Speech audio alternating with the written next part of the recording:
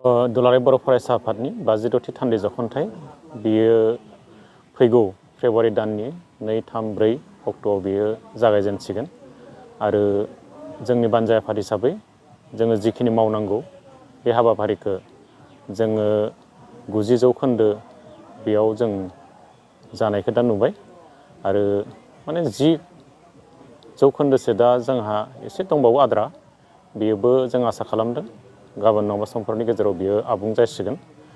दा जोङो गासै आसाम आरो आसामजों सिथाबनानै थानाय वेस्ट बेंगल, मेघालय, ओरै शिलं आरो गुबुन गुबुन इउनिभारसिटिस आरो आसामनि बाहेरायाव थानाय जेरै दिल्ली, चेन्नाइ, ओरै चन्डीगढ़ बेनिफ्रायबो एबसुनि दालाय आफादनि जोंनि थान्दै बिथांमोना बेयाव बाहागो लाफैगोन आरो बिथांमोनखौ जोङो सिबिनो थाखाय बरायनो थाखाय जोङो बानजाय आफाद हिसाबै जोङो बिथांमोनखौ बरायनो साखाफारा जानानै दङ। थानायनि थाखाय जोङो जेरैबायदि बेयाव पेन्डेल खालामनांगौमोन बेखौ बानजाय आफाद हिसाबै जोङो दुब्लियाव जिहेतु जोंनिया दाबो रानाखै बे हिसाबै बारा जों एकमडेट खालामनो हानाय नङा। दा बिनि अनगायै जोङो जोंनि खाथि खाला थानाय गोबां बेबादि गुदि फरायसालि, गेजेर फरायसालि आरो गोजौ फरायसालि जोंहा दङ। बियो 2 किल'मिटार रेडियासनि गेजेरावनो जाजोबगोन।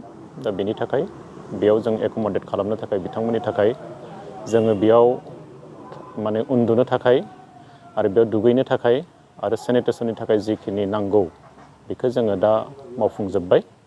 दा जोङो गासै 3,000 जोङो डेलिगेटफोरखौ थानो हानायनि थाखाय बिथांमोनखौ एकमडेट खालामनो थाखाय जोंनि थाग्राखौ जों रेडि खालामबाय। बेनि अनगायै जोङो मिथिनाय बादिब्ला क'क्राझार, चिरां, उदालगुरि आरो बाक्सा बे जिल्लाफोरनिफ्राय माखासे आनसलिक कमिटिस आरो डिस्ट्रिक्ट कमिटिसफ्रा बिथांमोना बेवहाय फैनानै गावसोरनो बेयाव पेन्डेल बानायनानै बिथांमोना थाफैनायनि खोथा बुंदों। मिरु आफादा जोंनो बेबादि फोरमायहरदों आरो बे हिसाबै बिथांमोननि थाखाय नांगौ रोखोमनि जि माखासे मुवा बेसाद जेरै औवानि जि जुगार जों बेखौ खालामना दोनदों आरो बिथांमोननि थाखाय जिखिनि जोंहा माने इलेक्ट्रिसिटिनि जिखिनि पावारनि जि साप्लाइ नांगौ बेखौ जों बेबस्था खालामनानै दोनदों। दा बेबो जासिगोन जों बेखौ नोजोर नुदों आरो जोंहा 2 तारिखआव बेहाय बेसेबांखिनि जोंनि माने दालाय आफादफोरनि एबा जोंनि बेयाव गाहाय दरखं बेखेवनाय, गाहाय सायनासालि, गाहाय जोंनि जौस्रां बेखेवनाय, बेजों लोगोसे दिन्थिफुंसालि बेखेवनाय, जोंनि delegate hall, delegate camp, volunteer camp, culture camp, बेनि लोगोसे अपेन मार्केट आरो डाइनिं हल बे बेखेवनायफ्रा जोंना जागोन। बेनि अनगायैबो भलिबल माने जोहोलाव सोमब्ला बसुमतारी जि भलिबल माने बादायलायनाय जायो बेखौबो बेखेवनाय जागोन आरो बेजोंनो लोगोसे जोंनि गायदे हेलेना बेयाव आइजोफोरनि थाखाय जि मोनसे काबादि बादायलायनाय बेनि बेखेवनायाबो बेयाव जागोन। दा 2 तारिखआव जोंनि बे हाबाफारि दङ। गाहाय दरखंखौ जोंनि बेखेवनानै होगोन जोंनि आसामनि केबिनेट मन्थ्रि, जोंनि बिनि लकेल MLA अजन्ता नेउग बायद'आ बेखेवनानै होगोन आरो बेजों लोगोसे गाहाय जोंनि जि जौस्रां आरो गाहाय सायनासालि बेखौ बेखेवनानै होगोन आसाम आयेन आफादनि बुंथिगिरि बिस्वजित दैमारि बिथाङा। बेजों लोगोसे गुबुन गुबुन जोंनि बिटिआरनिफ्राय जलेन दैमारि बिथाङा जोंनि आलासि जिरायसालि बेखौ बेखेवनानै होफैगोन आरो बेजोंनो लोगोसे जोंनि बिटिआरनि EM दावबैसा बिथाङाबो माने बेखेवनाय हाबाफारियाव बाहागो लाफैगोन। दा बे सानखालि जोङो माने गुबुन गुबुन जोंनि दालाय आफादनि आरो जोंनि गोनां जिखिनि बेखेवनाय दङ बे बेखेवनायाव जोंनि आलासि बिथांमोना बाहागो लाफैगोन। सानजौफुनिफ्रायनो माने 12 रिंगानिफ्राय गुबुन गुबुन जिल्लानिफ्राय सफैनो हानाय आरो गुबुन गुबुन माने रायजो एबा गुबुन गुबुन जोंनि महानगरनिफ्राय सफैनो हानाय जिखिनि थान्दै बिथांमोना 12 रिंगानिफ्रायनो सफैगोन। बे हिसाबै बिथांमोनखौ बरायनो थाखाय जों साखाफारा जाबाय आरो मख'नो गोनांदि गेवलां मेलाव आसामनिनो गिबि मन्थ्रि डक्टर हिमन्त बिश्व शर्मा बिथाङा बाहागो लाफैगोन आरो बिथांजों लोगोसे आसामनि केबिनेट मन्थ्रि अशोक सिंघाल बिथाङा बाहागो लाफैगोन। बेजों लोगोसे केबिनेट मन्थ्रि इउजि ब्रह्म बिथाङाबो बाहागो लाफैगोन। बिटिआरनि गाहाय मुस्रि प्रमद बर' बिथाङा बाहागो लाफैगोन। बर' कसारि वेलफेयार अट'नमास काउन्सिलनि गाहाय मिहिनेश्वर बसुमतारी बिथाङाबो बाहागो लाफैगोन। बिनि अनगायैबो जोंनि खाथियावनो थानाय सनवाल कसारि जोंनि जि गाव हायुं खुंथायनि बेहाय गाहाय टंकेश्वर सनवाल बिथाङा बाहागो लाफैगोन आरो थेङाल कसारि अट'नमास काउन्सिलनिबो गाहाय बिथाङा प्रताप कसारि बिथाङाबो बाहागो लाफैगोन।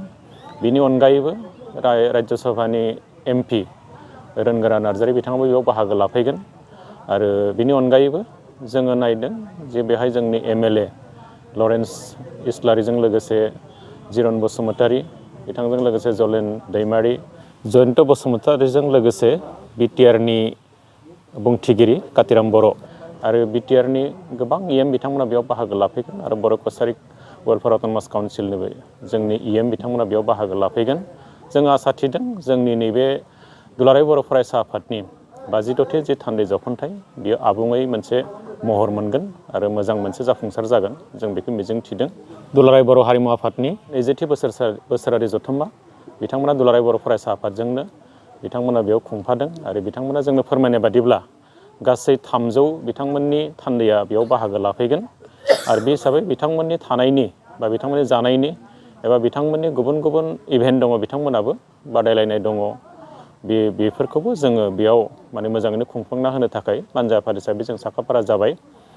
नाथाय जोङो बेयाव जि फिरफिला बिरहोनाय बेहा जोंहा थावनिनि एसे जोंहा बेयाव खम जानायनि थाखाय बा जोंहा एसे उसुबिदा जानायनि थाखाय जोङो दुलाराय बर' फरायसा आफादनि जि मोनसे फिरफिला बिरहोनाय बे थावनियाव जोङो जोंनि जिनिखि जायगानि एसे उसुबिदा जानायनि थाखाय बिथांमोनखौ जोङो दुलाराय बर' फरायसा आफाद जोंनि गलाघाट जिल्लानि जि मावख' जों बेयाव मोनसे बेबस्था खालामदों।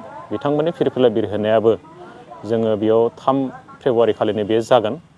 नाथाय माने जि मोनसे जोङो एसे माने आलादा जायगायाव बेयो माने फिरफिला बिरहोनाय बे हाबाफारिया जासिगोन। बिथांमोननि जिखिनि थानायनि जानायनि एबा बिथांमोननि जे गासैबो इभेन्टनि थाखाय जोङो बानजा आफाद हिसाबै जिखिनि मदद होनांगौ बे मददखौ जों बिथांमोननोबो होगोन।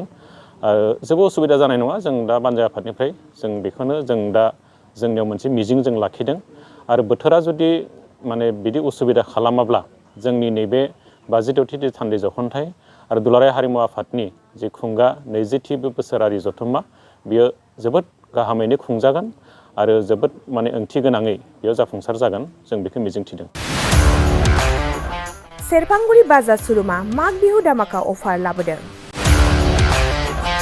क'क्राझार जिल्ला सेरफांगुरियाव थानाय फुंखा एन्टारप्राइज बाजार सुरुमा 11 जानुवारिनिफ्राय 31 जानुवारिसिम माग बिहु दामाका अफार आरो एक्सचेन्जनि खाबुफोर होगासिनो दङ। नोंथांमोना सेरफांगुरियाव थानाय फुंखा एन्टारप्राइज बाजार सुरुमाव खुंफुंजानाय माग बिहु दामाका अफार एक्सचेन्जआव फैनानै नोंथांनि लुबैनाय बाजाजनि बाइकखौ लांफैनो हागोन। बाजाजनि बाइक सालायनो मोजां मोनग्रा रायजो राजाफोरनो फुंखा एन्टारप्राइज बाजार सुरुमा लोगोसे मोजां अफारफोरबो लाबोदों। बेफोरनो जाबाय 90% लन गंनै हेलमेट फ्रि, केस होनानै बाइक बायगिरिफोरनो 1000 रां केसबेक हरफिननाय जागोन आरो माग बिहु दामाका अफार एक्सचेन्जजों लोगोसे बाइक बायगिरिफोरनो गांसे ब्लेंकेट फ्रि हरफानाय जागोन।